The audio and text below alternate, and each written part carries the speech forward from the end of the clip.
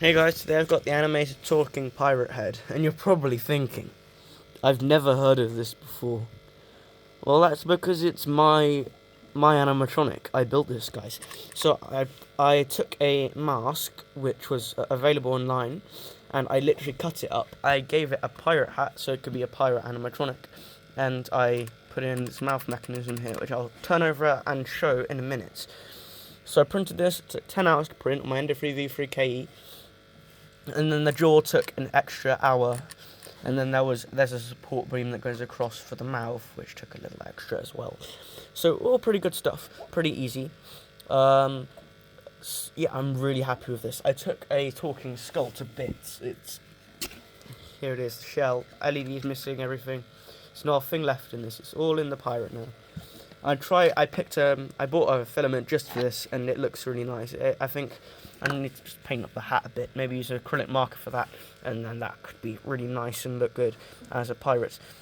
But for now, I'm really happy. So, let's go over to the back and, yeah.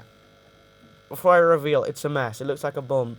Like, if you saw my floating ghost rewiring video, you're probably like, do you just make bombs? Wait, no. I'm probably like, do you just make things that look like bombs? And that is yes, because my designing is very poor.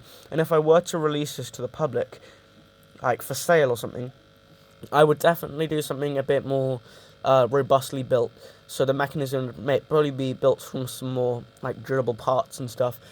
And the battery thing, it wouldn't just be cut straight off the back of the skull, which I can't seem to find. Oh, it's downstairs. But what I did is I cut through the back of skull, and yeah, I just stuck it on the back. But anyway, here's the reveal. Here is the thing I created. So there's quite a few little design flaws with this. Some very big ones. You're probably noticing the screws sticking out. And yeah, we'll get to them in a minute. But firstly, here's the battery thing. 3 AAA batteries, fine. The board is there. It's flipped over. There's a sound sensor, speaker, motor. We'll start from the top. So here's the power bank. I literally cut it off the back. I glued it on, and it works fine. The switch is down here, so I can flick that on and on. It is on. I don't know why it didn't activate just then, but yeah. And then there's the board. Sound sensor's here. It's really sensitive because there's no real backing to it, and so it means whenever you click or something, even from like a while away, it will activate, which is really good, but then also bad because it's going off constantly and it's really annoying. This also means that the audio it comes with is like as a byproduct of using the skull, it means it's got super annoying audio, and it's not pirate themed at all, which really sucks, but I don't care. Then here we've got a speaker. It's a standard coin one. I damaged it quite a bit, so during the changing it over process, and I didn't have any spares because I used them all in projects over the years, which is a bit of a shame. But it's quiet, and yeah, I don't really care that it's quiet. Anyway, here's the main bit, the mechanism. This just took the most effort. So as you can see, there's a rod that goes all the way through. This connects to either side of the jaw, which can hinge as so. And then here's the motor. It's attached to a little string which hooks onto a paperclip. I know what you're thinking. Oh, don't use paperclip. And to you I say, I don't care, because this is all it needs to be. It's like there's no strain on this piece really for me to worry, because when it is closed and you do push the mouth, like say a child does that, it's on like a spring mechanism anyway, so that paperclip won't get damaged at all. Okay, so how is the jaw closing? Elastic bands. When I said there are things that could be more made durable, I meant this. This is not the best way to do this. The actual one, it does use a spring to close the jaw. I don't know where it's gone. It's gone somewhere. Yeah, there it is. Here's the spring assembly. So the spring would help the jaw close reliably every time, whereas I had to fine tune this to make sure it works properly, and yeah, it's such a pain in the arse to do, getting those elastic bands right. I would have used a spring if I had one, but I don't. And you're probably thinking, why don't you just use that? Well, this one has been specifically measured for the skull, not for my model. But, you know, I got it to work, and that's all that matters. And then there's this bit here to make sure the jaw can only open and close so far because it was going down really far or and getting stuck around the motor because it would wrap up so much that the elastic couldn't pull it back up, which was causing some issues. So I put that there, and now it's working. Yeah, it's literally a scrap. I'm just sun-started at this point. I'm literally just finding random shit on the floor and just gluing it together on this. But yeah, motor.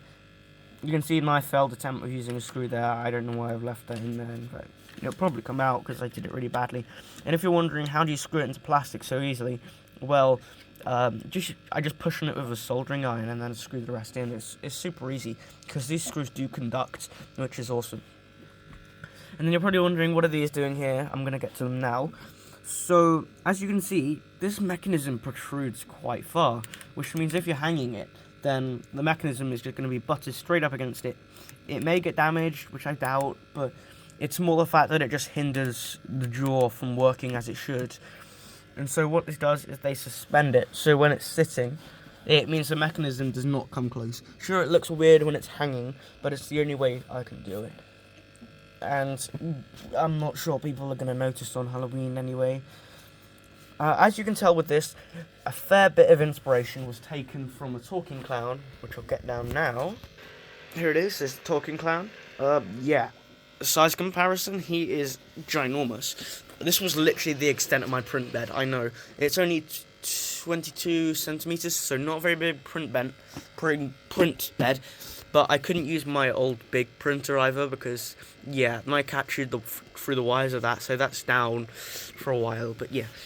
So I took inspiration from this. I really like how cheerfully cheap it is. Like, that's bending from touching it. Bonkers. And the fact it's half a head is crap. And it's just one big, like, what's it called? Vacuum formed piece. Which is really shit.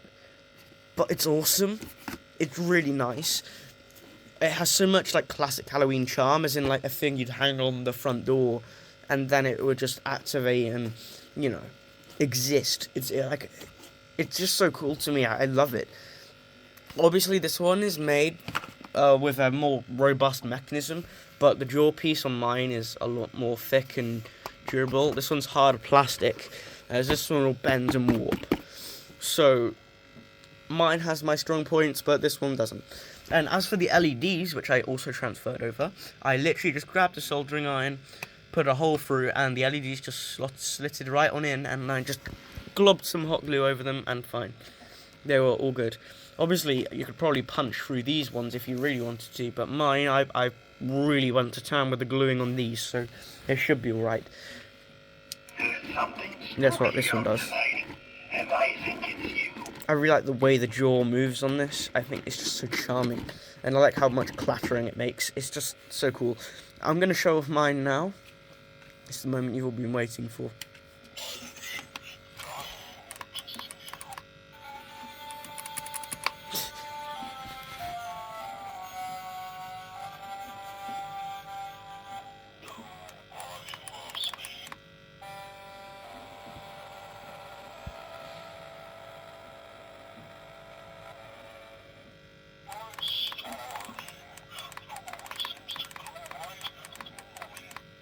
I'm really happy because the mouth works so well. You see, this is what I mean. It's so sensitive. I was lowering my voice and it just went off anyway. This one is not sensitive at all. It's really slow. Something spooky out tonight, and I think it's you. If this guy was bigger and painted well, I reckon it could look like it was made by Aroma.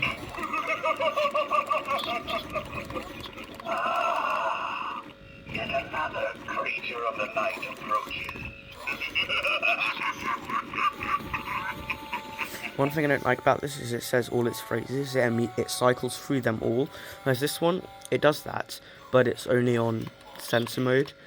So when it's on button, it does each phrase individually, which I think this one does, but I can't find a slot for the button on the board, because I'd really like that. Right now it's sensor only, which is a bit annoying.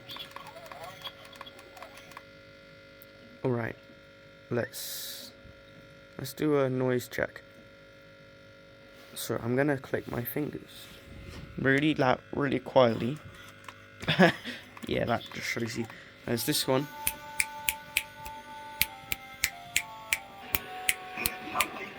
It takes a little bit to get it to go. Alright guys, noise check. There we go. Super sensitive. This guy will refuse to activate till you get really close. So this guy's certainly the more sensitive one. And he does look quite cool, just from like that angle, doesn't he? Which one do you prefer? Let me know.